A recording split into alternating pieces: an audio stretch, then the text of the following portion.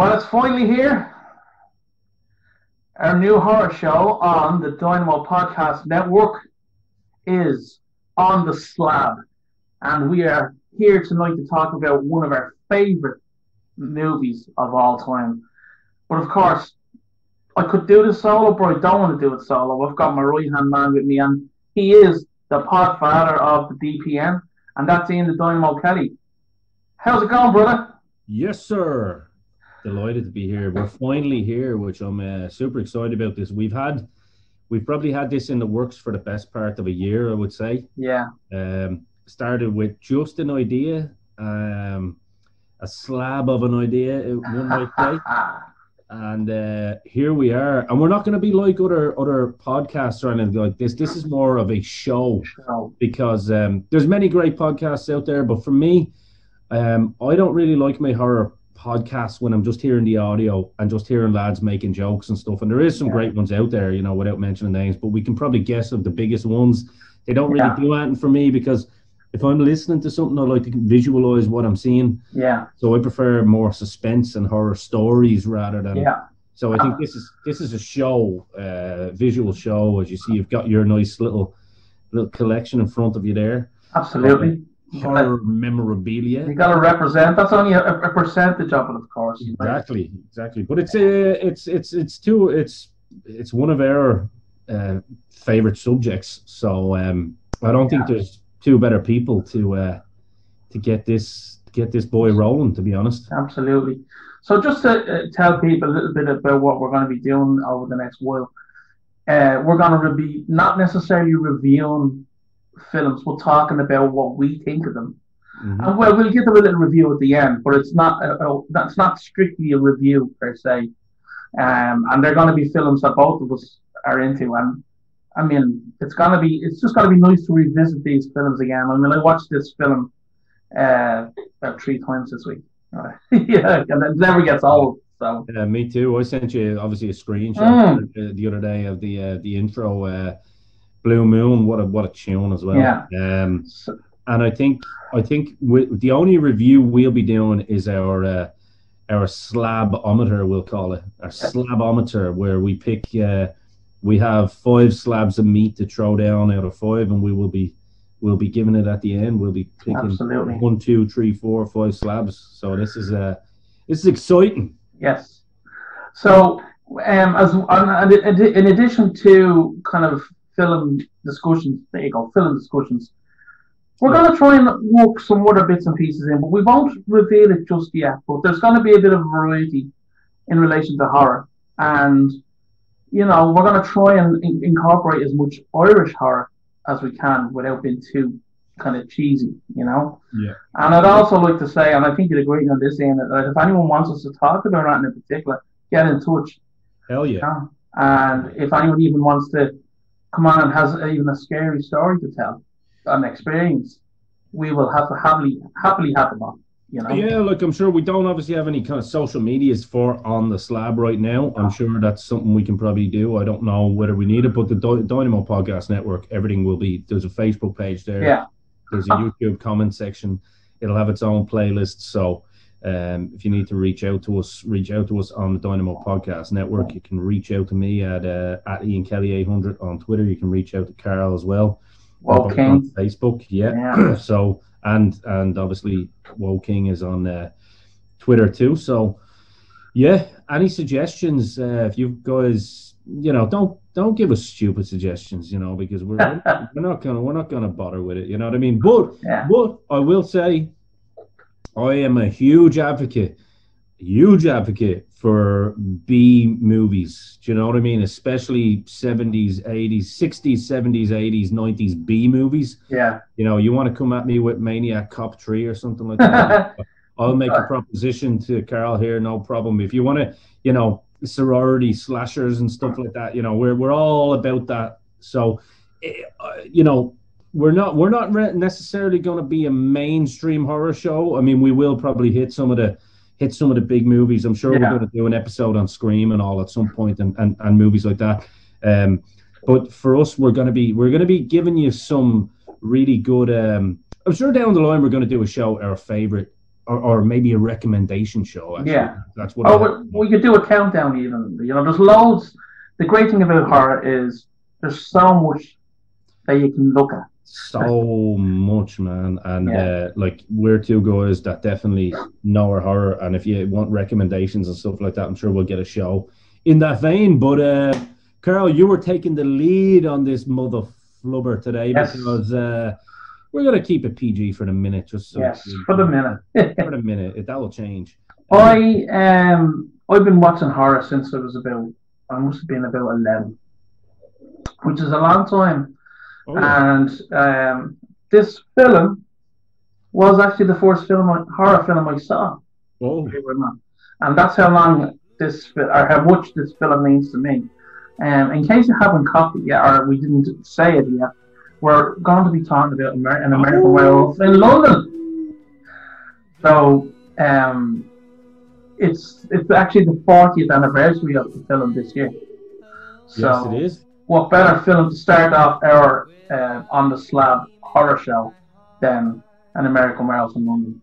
And I just can't wait to talk about it, because I could talk about this film all day, and Ian's heard me talking about it too many times over the years. So yes, sir.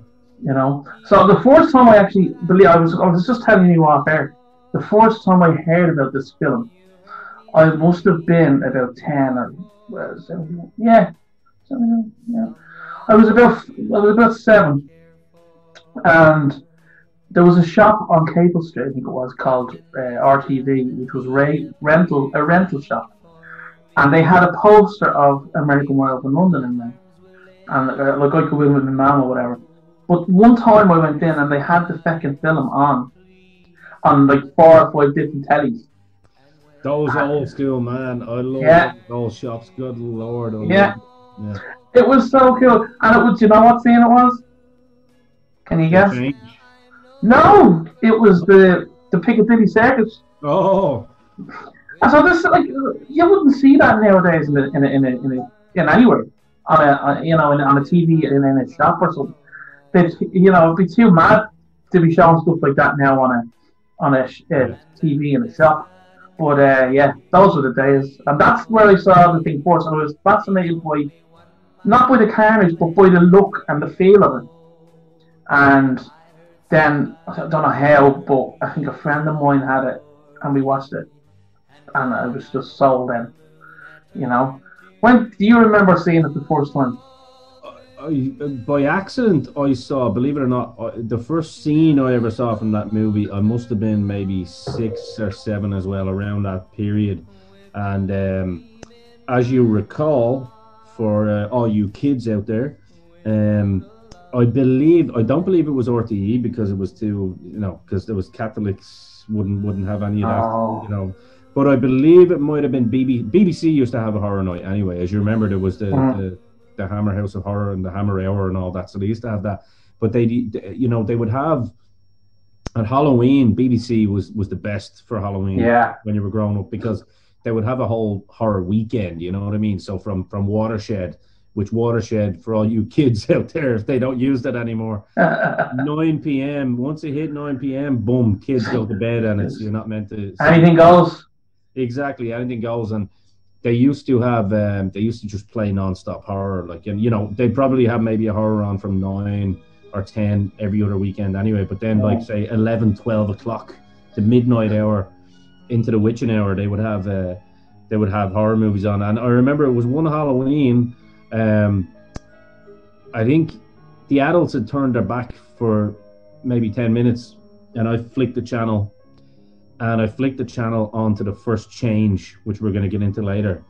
And I'm sitting there going, what blow your mind. The fuck am I looking at here? Like, I'm terrified, you know what I mean? So yeah, I was probably about 7 or 8. So that was the first time, like, that was the first scene I'd seen. In terms of seeing the movie in full for the first time, it was one of those same deals. I was probably a little bit older though, maybe 13, 14. And I was at the age where I was old enough to have my own little tiny TV. I think my own laptop is actually bigger than the TV screen I had in my bedroom. And you'd play your PlayStation or whatever, and then when you were getting into bed, my favorite thing in the world was sitting, like, looking at the looking at the newspaper to see what was on the telly and just looking for anything horror, you know what I mean? Because you remember, like, the description would always tell you exactly. That's right, yeah. Thriller, action, romance, horror. Yeah. And I think it was on a late show and on, again, BBC or UTV, one of it, maybe Channel 4. Channel 4, I always got to watch it. Yeah, Channel 4 was pretty good. And I remember it was on at like midnight. And I was like, right, I remember that scene from when I was, you know, the things you're not allowed to watch as a kid. Yeah. Like, so I remember I sat and watched it, fucking terrified, yeah. And you would be.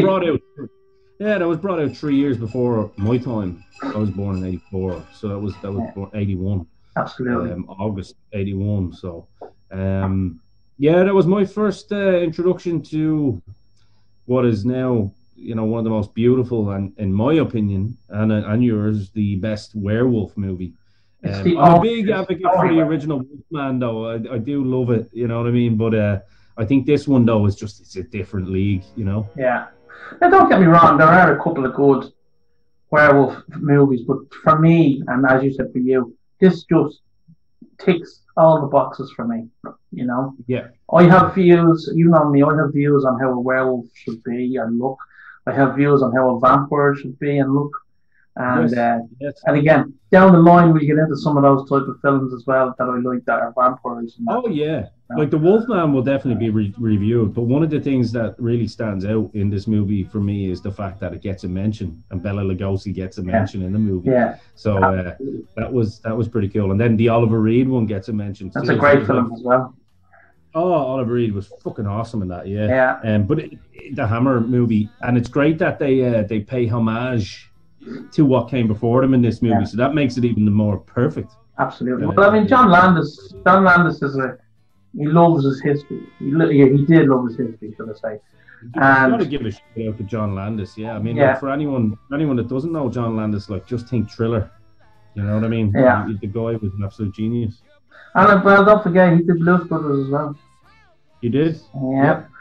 But what I love about this film is he had the script in his mind from about 1969, and he was working on the set of Kelly's Heroes, and him and one of the fellas who was working on the film were I can't remember where it was, in some European country anyway, and they were driving down this road and they saw this funeral happening, and they were burying this chap feet first, wrapped in garlic. And a man who he was with thought this was hilarious. And John was like, what's going on here? And he said, they bury him like that so he doesn't rise from the grave or something. And to deal with that, it all kind of stemmed from there. He's like, what would happen if somebody did rise from the grave? How would they deal with it? Rise from the dead? How would they deal with it, you know? So that's how he kind of formulated the werewolf movie from that. But, you know, it's such an iconic film. Yeah. You know, let's briefly talk about it. I mean, it's about two lads from America who are on holidays in England, and Yorkshire. Yeah. And they're trying to. I think they're doing a bit of hitchhiking and all that kind of stuff. Yeah. And of course, they find their way into a pub that is a little bit iffy now, in fairness to them, and they see a pentagram on the wall. What's the name of the pub? The Slaughtered Lamb. It's this stood out for me, like, because when you look at the actual, it's a dead giveaway, because you see the actual, you know, the pub sign, those old school little pub signs. I think we'd be remiss to say that, because they're on the moors, like, and they just find this little bumfuck town, like, in the middle of Yorkshire, as you say, and the rest is. Go ahead. I just wanted to mention that because that stood out for me. Well, I think it was the location. They filmed the kind of those scenes in Wales, believe it or not. And then I do believe it. Yeah. And then the actual scene in the Slaughtered Lamb was in a pub called the Black Swan in Surrey. So they had two different locations for each thing, you know. Yeah, the little town obviously was Wales. Yeah, and then the interior of the pub was Black Swan. But anyway, they go in and they're looking for something to eat, and they won't give them that to eat. And I'm skimming over because there's been loads of videos done about this before. They want some food. They won't give them food. They're like, no, go Because they want a soda. No, we have beer, and that's yeah. They ask what the pentagram on the wall is for, and that pisses off everyone. And they basically go. They're told to beware the moon and stay on the road, keep off the moors. So off they go, and it starts pissing rain, and they don't. And it's so stupid. They just walk off onto the moor, and you're like, no, stop. You just know something bad's going to happen, like. It's funny as well because like the acting was so dated as well. No offense to the guys, obviously, but the acting was so dated because you're like these two idiot Americans, you know what I mean? Or you know, it was very typecast, wasn't it? Like they're and I mean John Landis is American, so I mean he wrote it, so it wasn't. I don't mean that as an offense, but it was the typecast of just two young punk students over in England taking the piss out of everything, and they were, and that's the whole premise. Pretty much, yeah. Two of them are taking the piss out of. I mean, they dare ask a question like, "What's the pentagram mean?" when you're already in a weird environment, and you know people. And they're two kind of wise asses as well. Even when they're going along, looking, going on down the moor, and they're all, all the wires cracking and all this kind of crack, and then all of a sudden they shoot back to the pub, and they hear the very, very scary hell. They're like, no, we must go to them. We must get them. And of course, the lads are just like, no, I'm not going. We're not going. So the poor boys are left to their own devices. And one thing I wanted to point out, we talked off air about this. This is obviously such a big part of our love for horror. Is suspense and atmosphere. Yeah. It's the not knowing and not seeing. And I think the moors is so great because it's nighttime. You can see the mist, the fog, if you will. And the suspense created by that, when it was done right in the old days. Again, it's a throwback to that old historical black and white stuff where you could have a set, like, and you could see a cemetery or just a field, but you could get so much from one field. You know what I mean? Yeah, it's just what you can't see. It's just the atmosphere and the suspense is amazing, and then obviously they're hearing the growls and the shit. And you're not seeing it. It's very Army of Darkness. You know what I mean? Yeah, the way that was done was brilliant. Perfect. You can hear this big. It's a big beast. Oh yeah, but you can't see it. And then in later versions of when they re-release or whatever. They did up the sound, and so as the thing is circling them, if you have surround sound, you'll hear the thing circling. So that's just even adds to it, Yeah. It's awesome. Like, and obviously, as you said, we're not going to do a step by step on it, but that's the first time shit's going down. Yeah. So as you can imagine, I don't want to talk too much about the thing because I want to actually talk about these particular scenes later on. Yes. The lads get attacked by the werewolf.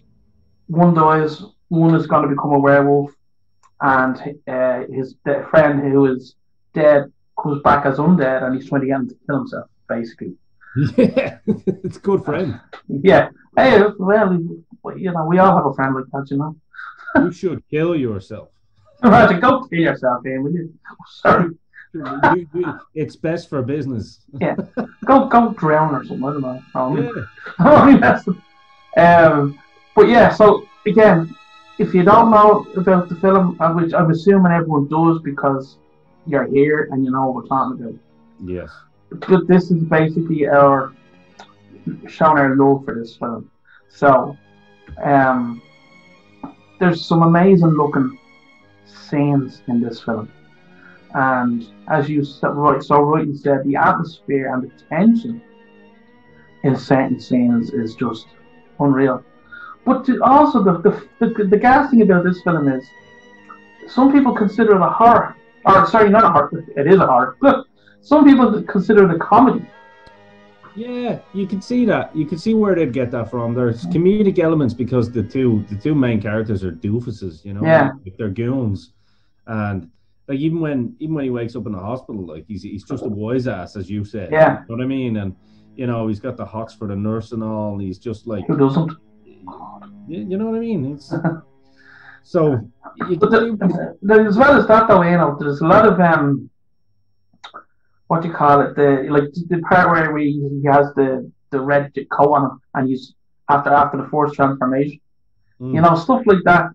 The kids in the hospital that are just little messes, just Yeah. little funny bits of that. But what No. Yeah. And then when your woman says, "How would you like to be beaten about the face and legs?" and he's like, "No." I love shit like that. Yeah. But John Landis made a very good comment one time. He said that the film was classed as too scary to be a comedy and too funny to be a horror, which I think is in the middle. Yeah. Yeah. Well, I see something more like Shaun of the Dead as a horror comedy. I love that film. Me too. Well, I think the amount of gore in this film, there's just the perfect amount to make it a horror film. Oh no, it's definitely a horror. Like, I mean, there's no doubt it's a horror. It's perfect 80s horror, and especially this is in a year like this is 1981. So I mean, when you're filming this, it's probably the 80s. You know what I mean? Or 1980, should I say? I know it's 80s, obviously. Yeah. But this is the transition into 80s horror. Do you know what I mean? This is and what they did perfectly, as you said, was they balanced. I mean, actors in 80s horror, like, they were never always the best actors. You know what I mean? No. It wasn't about getting an award or anything like that, or it was more about the narrative. And I think the narrative in this is perfect because, like you said, and it's a really good point you touched on, there's not too much gore. It's perfectly placed. The gore in this movie is perfectly placed, and it's also spaced out. Yeah. It's like, what is happening to this guy? Is he actually turning into a lunatic? He's seen his friend who looks like he's just been dragged out of the New Orleans swamp. Yeah. You know, what is going on here? And I think it's the perfect balance of comedic elements in it. The perfect balance of good slow burn storytelling, even though it's all squashed into quite a short movie. It's a short film, yeah. It's only about an hour and 20 or something like that. So yeah, no, I think it's it's perfect, and like I say, it's very transitional as a movie for what was to come later in the 80s. Yeah. You know what I mean? One of the very early movies that had a lot of prosthetics and stuff like that, and really creative, you know, studio costume. You know, obviously the prosthetics is what I'm trying to get at. Is one of the very, very early works where you're seeing everything. You know what I mean? You're seeing fucking a lad's back bubbling up and shit. Yeah. Like, you know, you're not just camera turns away and all of a sudden he's a lad with a fucking big beard. Like, well, and what I love about it is Landis wanted it to seem like the transformation to seem real as you could get. And I mean, of course, he got the legendary makeup designer and artist Rick Baker in, who is the best. You know, I mean, for God's sakes, they actually made an official Academy Awards slot for this film with best makeup, because best makeup, would you believe, or best makeup, best effects was only like a throwaway category before this. Yeah. And so they made it specifically for this film because it was such a good revolutionary film at the time. Yeah, definitely. You know, and then as well as that, there was 2 other werewolf movies came out in the same year, and that was The Howling and Wolfen. Did you ever see those? Yeah, of course, and 2 good movies in their own right. You know what I mean? The Howling is an absolute classic. I'm sure we'll do that. We will. Wolfen is kind of like a little. That's like a little personal favourite of mine as well. It's a good one. It's a good one. It is, but I mean, this was the best of the 3. Though. Oh yeah, yeah. Absolutely. So there's 3, as I say, like there's 3 components of the film that I think are really stand out for me anyway, and you can probably agree with me or not, I don't know. The first attack on the moors when Jack gets absolutely fucking mangled. Yeah. That is just, like, for me, that's horror movie. That's a good horror. Violent. It's violent. And you're not even that long into the film. It's great, like, you know. But I mean, it's a real. It does it, and that's it. Like, it's a real short, sharp shock. I'd agree with that. Again, perfect timing. Yeah. Why space it out much longer? Perfect timing, you know. And the fact that Griffin Dunne who played Jack, he was given his socks when he was getting mauled and destroyed by this big beast. Yeah, again, just adds to the authenticity of it. Yeah. So 100%. absolutely, for me, you see that straight away, and you're like, yes, this is a proper horror film. Yeah. And I mean, again, as you were saying, the whole atmosphere of the moors, it's creepy, isn't it? It's very creepy. It's to me, the way I can liken it to is it's a throwback to old kind of black and white zombie movies, even Dracula movies, like the crypt always had that smoke coming out of it, and I always loved that, to be honest with you, because it always scared the fucking shit out of me. That's why. And I can reminisce on it, and I'm not so scared anymore. But it brings you back to a time when you were, you know what I mean? Absolutely. And, anyone that knows me and Carl, we are both very, very much so creatures of nostalgia. And you'll never take that kid out of us. And I think that's, for a lot of people that like horror and love old vintage movies, that's exactly where that comes from, you know what I mean? It brings that little element of your childhood into you. And I think the more scene that you're talking about, the segue was worth it, because this is where I'm getting. It does remind you of like Horror Hotel or something, you know what I mean? That kind of fucking small town, what's in the distance, nobody knows. The locals are all a bit weird, and I think that's the base, that's the foundation for the scene to work. Yeah. People always think of the scene or the kill or whatever it is in horror, but it's not really, for me anyway. No. It's the foundation is the atmosphere, the scenes, the set, the lighting, the music, it's all components that can make it work, because I mean, me and you could just do a kill scene here and now and people would be like, that's shit. Exactly. And it could be, it could sound as violent and we could put as much music on it as we want, but it's the background. It's what you don't see in the background and what you're not concentrating on. Subconscious. In terms of horror for me now, I like that. I like that kind of gore. I was more into, again, what you can't see, what they don't show you. Me too. So up until that point, you're just hearing this growl and you're like, what the fuck is that? What's it gonna look like? It's a beast. Yeah. Yeah. And one thing I love about this, most werewolf films, as you know, they're standing on 2 feet, like this chap here. Yeah. I love the fact that this one is on all fours. It's just a enormous fucking wolf. Yeah. As it should be. So that scene for me, it's got my attention already. Then, of course, and it's one of the most iconic scenes in film history, in horror film history, is when he changes for the first time into the werewolf in the apartment. Yeah. This is a thing of beauty.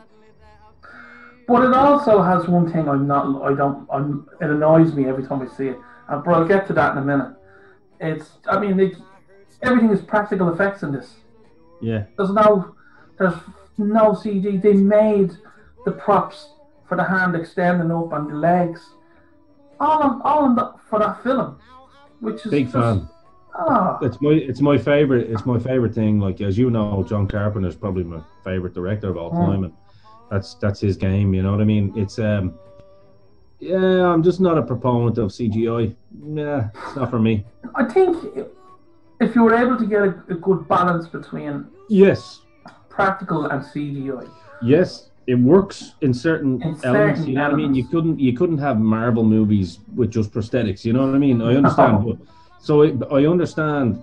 We're kind of like, it's going to sound like we're contradicting ourselves here, but I think especially for horror movies, I think the prosthetics, and especially with what they were able to do back then, they can still do it now. There's certain movies that come out now that do have it. That's right. And it's and there is some that come to mind. They just that should come to mind, but I can't think of them right now. But the thing about it is that balance. Yeah.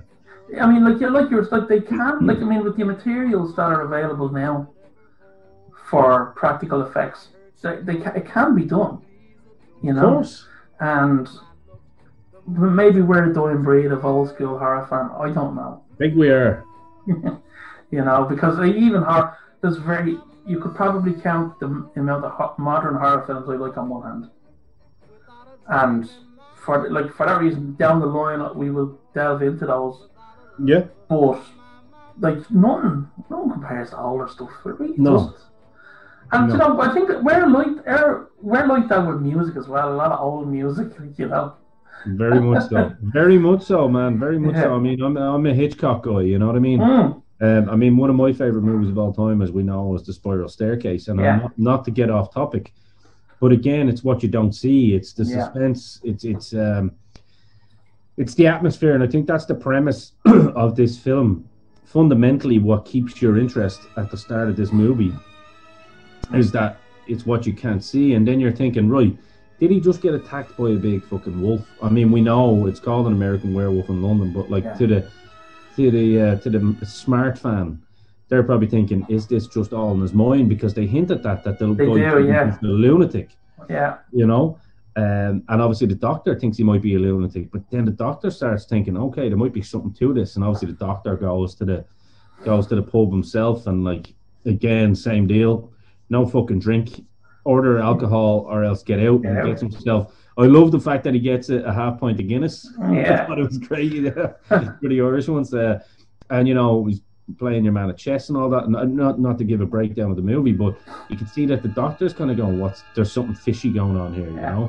And even when they're standing outside that scene, I love that scene. Just something that comes to mind is when your man kind of says to him, basically confirms, yes, there is a wolf, you know. You know, there is something dodgy going on, and your man's like, that's enough. Well, Brian Glover, what a So I love him in this film. Yeah, I think essentially what they're trying to say here is that the locals aren't actually just weird inbred locals that don't want anyone in their town. This is a local legend, but a real legend, and they're meant to keep their mouth shut. They're trying to keep it within themselves. Yeah, and they're trying to protect them, because you see that they're actually like, stay off the moors. They're actually trying to help the boys. They're like, get out, but just fucking be safe. You know what I mean? And of course, two wise asses can't do that, because, as you said, they don't even stick to a road. They walk on grass. They're like, what are you doing? You lunatics. So, you know what? Another thing I thought was mad about this film. I mean, obviously, Jenny Octor, who plays Nurse Price. What a woman! I was fascinated with her for years. Were you trying to get during the old love-making scenes? Were you trying to catch a glimpse? Yeah. Yeah, absolutely. Yeah, me too. I'm only human, you know what I mean? Yeah, well. But the fact that she brought him home, like she only met him. Listen, she brings him home and then they fall in love. Well, look, she might have taken a sneak peek under the cover while he was sleeping. You know. Well, I know our mate did. Yeah, they were in a coma, so like she probably thought, right, this guy's got something here. This American guy's got some junk going on, so why not try it? Dirty. I didn't do it. I just thought it was mad that like he takes him home and there you go, like there you're somewhere to kind of stay now, you know. I guess the premise is that, like, you know, you're only seeing like sections of it. Like he's obviously been there for such a long time in the hospital, nearly 6 weeks or something. Yeah, true. Yeah. You know what I mean? So they'd obviously built a rapport, and you know, that's kind of, you know. So I think that's the whole idea behind that. But yeah, and then of course, you know, this wasn't one of my scenes, but this part where, you know, when he has the dream, the nightmare within the nightmare, with the kind of Nazi soldier fellas. Oh yeah, just mental, mad, mental. And then, like, do you know what really got me at that? Now that was the first time I was afraid of that film, believe it or not. When I saw that, and I heard, you know, when one of them was going around, he go, that noise that he's making. Yeah, that makes sense though. Yeah. That would scare you, like, as a kid. You know what I mean? If you were 7 watching that, like, fucking, that freaked me out no end. You know? Yeah. But it was brilliant the way it was done. It really was brilliant the way it was done. And then, of course, she opens up the blinds, and then she gets stabbed. And brilliant, you know? Yeah. And then, like that, even the way those guys were made up looked fantastic, I have to say. Oh, everything was just perfect, like, you know. And again, it's it's shown you into the mindset of this guy's psyche that he's losing the plot. You know what I mean? Because obviously he doesn't realize it. He's still a wise ass, but internally he's changing. You know what I mean? So he's getting these dark visions, and you know, obviously the werewolf kind of blood is starting to take over. Yeah. And then like the final part that I think is iconic is the Piccadilly Circus rampage. Well, he's just after being in the porno theater, and he sees all the people that he killed who are undead, and his friend Jack is trying to make him decide to kill himself. And sorry, we need to step back there a little bit. Jack is actually brilliant. The change, And every time you see him, he's getting more decayed, or he's getting, and I mean, he's great banter in that. He's actually brilliant. But the way you see him at kind of the last piece, when it's just literally a puppet. The way they did that puppet was fantastic. Absolutely, it was amazing. Amazing. I don't know if you remember one part as well when he visited David first, and you can see the little bit of skin, dangling. Yeah, that was an accident, and they just kept it in. That was actually really good, man. That was one of the first things I noticed. Funny enough, actually. Brilliant. Unreal, man. Unreal. So the Piccadilly Circus rampage, it's just like 2 minutes of pure carnage. All the cars just getting, mangling up everybody. What about like when he gets that little tosser in the underground? Oh yeah, and that was a really fucking unique scene, because that's the first time you see the wolf in full, when he's kind of going up the escalator. Yeah, and it's funny, you just see it kind of coming into shot, and you're like, yeah, that's deadly. It's unbelievable, like I thought, because you can tell that the guy has seen it, but you haven't seen it yet. You're just seeing the pause or whatever, you know what I mean? And then when you do get the full view, you're like, holy shit, this thing is huge. This is what got them in the moors, you know what I mean? Yeah. I love that when he's running away, and you see, it looks like the thing is running after him. You're looking at it from the wolf view. Yeah. Very cool, very cool. I can't believe I forgot that scene. But it's a brilliant scene. Like, there's so many good parts of this film, and like the whole, as I was saying to you at the end, with the where he's going through Piccadilly Circus. Again, another thing that freaked me out was just seeing the wolf going around snapping at people, snapping at the bus, and the bus turns over. Like, he's just going for everything and anything. You know what I mean? It's like the just the lunatic in the pub that wants to fight everyone. He's fighting at everyone. Yeah. So, come on, you want some? You know what I mean? It's just like, whoa, this thing is on a rampage here. Like, and I mean, it's kind of a sad story as well within the story. It is. Because obviously your one is fucking. She loves him, like, and he's told her he loves her. She hasn't quite said it back, and obviously she does at one point. But it's quite a sad story within the story too, because even though they're a couple of schmucks, like, no, they don't deserve that. Like, you know what I mean? No, it's quite horrific. In fact, these two poor American youngsters, and on their fourth day on their trip, and they get fucking hockeyed over.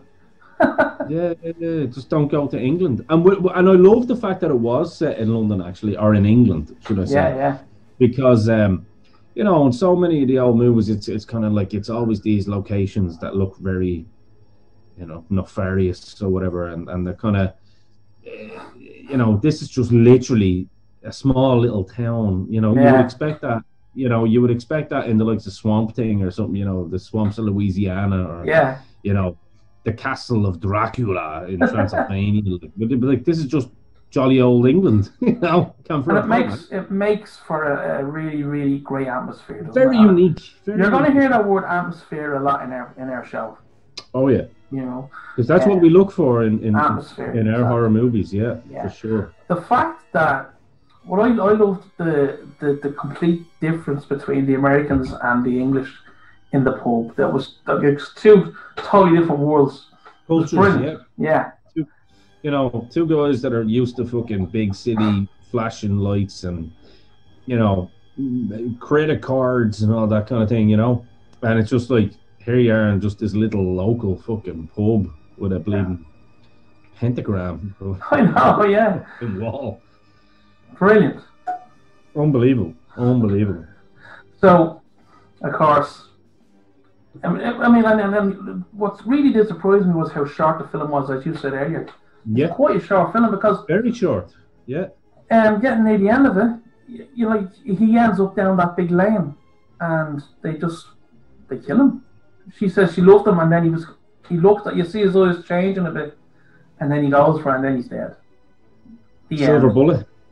Pretty much, about probably 20 bullets in that one. Silver. It's all silver. Have to be. Yeah. But again, as we said, it's not a review per se. It's just us chatting about the film, and I could never get bored watching that film. I don't know. But do you know something? It didn't get overly amazing reviews back in the day. I think it got 7 out of 10 or something like that. But it wasn't. Which isn't bad. It's not bad, but yeah, I mean, I can understand. There is parts where it's a little bit. You're like, what the hell, How is it aged? How is it aged with people? As have people? I mean, I'd love to know that. Actually, I'd love to ask that question. Anyone listening to this show, I'd love you all to, if you haven't seen it, or if you have seen it and can't quite remember it, go back and watch it. And I'd love you to give us your feedback on what you think of it now and how it's aged, and whether you do think it has its rightful place as a classic, or you think it's a steaming piece of shit. It's your opinion. I think I think it divides people. I really do. People either love it or they hate it. I think. I don't know. Yeah. I just love it, so I don't know. Me too. Yeah, it's definitely one of my favorites. There's a great documentary done in 2008 as well about it. Beware the Moon. Yeah. Beware the Moon, isn't it? Beware the Moon. Yeah. It's a very good one. But good, yeah. I mean, there's so many good variables in this film to make it a good film. Let's quickly give the cast an nod. You had David Naughton, who played David Kessler, and he was the Dr. Pepper man, our young boy before. He was. And then when he did this film, they fired him from that because of his naked scenes in this. So. Fuck those guys. Yeah, fuck Dr. Pepper. We better not say that because we may get sponsored by Dr. Pepper. So no, we won't. It's a wholesome, refreshing drink. We love Dr. Pepper here on the slab. Absolutely. Don't mind Carl, he was only joking. And of course, Griffin Dunne played Jack. And then, because you had Brian Glover played the man in the pub. That's enough. That's enough. Yeah. Rick Mail is in the film. Yes. And that was just by chance because John Landis went to see, and one of his friends went to see Rick, the Young Ones. Yeah. And he was your man driving the taxi as well. What's his name? That's right, Bricktop. Alan Carr, is it Alan Carr? Yeah. I can't remember his name. Bricktop, anyway. Yeah. And there's so many actors that we know in it. Yeah, I thought John Landis done a great job in kind of staying true to the culture of England in it. Yeah. Which I thought was good. You know what I mean? It was just two American guys in it in England. They made it very, very. He made it very, very true to where it was supposed to be done. Very British. Very British. Yes, which is a good thing because look, let's be honest. In terms of the history of film and especially within thriller, horror, and psychological movies, the Brits are in a league of their own. Absolutely. In terms of they started. They have a legacy all their own. Absolutely, it was all Hitchcock and Hammer and stuff like that. They paved the way. So, and I think any true American horror fans would agree with that. We had Phil Anselmo, you've heard him talking on the Dynamo's Dozen in the past about that as well, saying that all the British stuff was his favourite back in the day. You can't get much bigger horror fan than that. So Very, very true. And I just thought John Landis done a great job at that. Like, you know what I mean? He wasn't tempted to kind of spend too much other scene, time on other scenes in the States or anything like that. It was all there. It was all British actors, made it very real, and you could really sympathize with the two boys basically coming over for, spring break or summer holidays or whatever the hell they were over there for. Well, we know what they were over there for. They were over to Roger 1. Only one of them got to do it though, huh? Yeah, exactly. So, no, phenomenal movie, yeah. Absolutely, and I mean it was followed up by an American Werewolf in Paris, but that's all we're going to say about that, because that was an awful film. Have you ever seen that? I plead the fifth, yeah. What a shit film. But funny enough, that's what American Werewolf in London was originally going to be called, was American Werewolf in Paris. Paris. Yeah, Paris. But I'm glad they went with London, because it's me too. Just grittier, more realistic, Yes, definitely. So, as we were saying, we're going to throw out some slabs of meat for our show. And go on, you go first. Go on.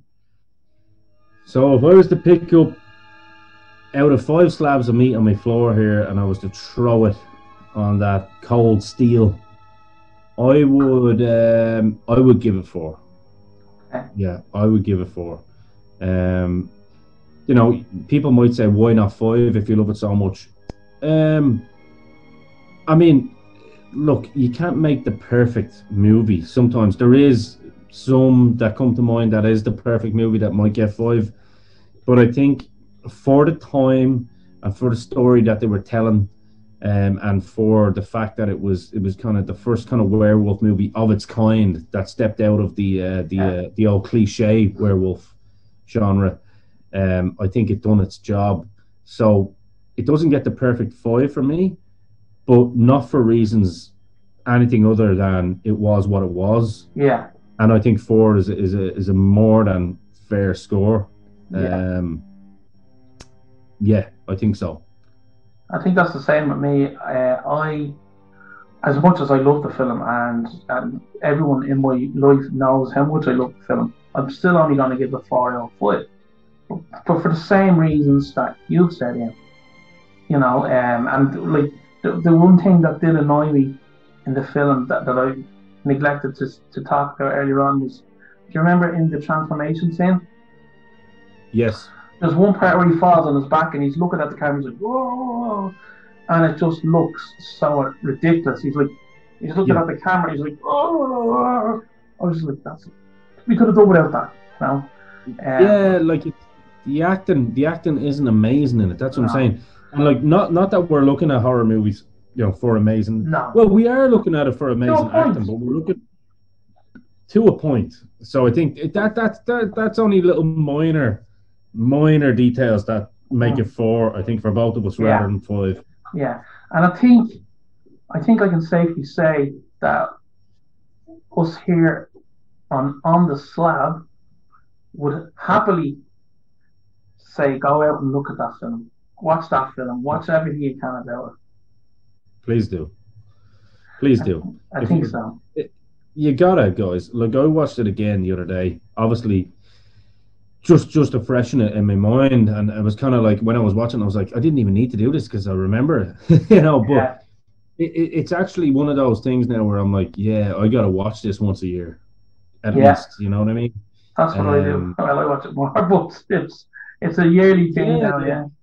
You gotta do it. You know what I mean? Everybody, especially around Halloween time, you gotta watch this. But for anyone that can't remember it or hasn't seen it, guys, go and watch it, and girls, go and watch it, because I think I think, as I say, it's the first werewolf movie of its kind, and it's the last werewolf movie of its kind. Absolutely, if that makes sense. Absolutely, and I think that's the best way to end this first episode of On the Slab.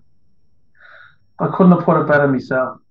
The first werewolf movie of its kind, and the last werewolf movie of its kind. Absolutely brilliant. Ian, I've had a bit of crack talking about this of you. I've had a great time. Had an absolutely I don't think your debut show could have got any better. People obviously like more.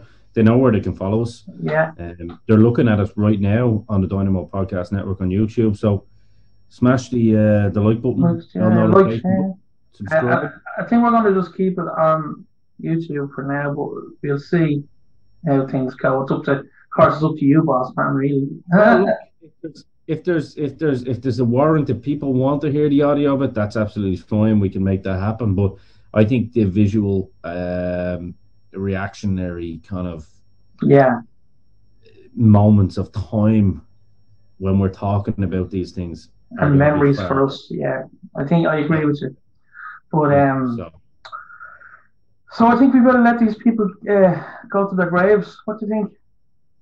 I think so. Yeah, I think they should go and order a pint at the Slaughtered Lamb. And, absolutely, and don't forget, beware the moon. That's on the slab. Over and out.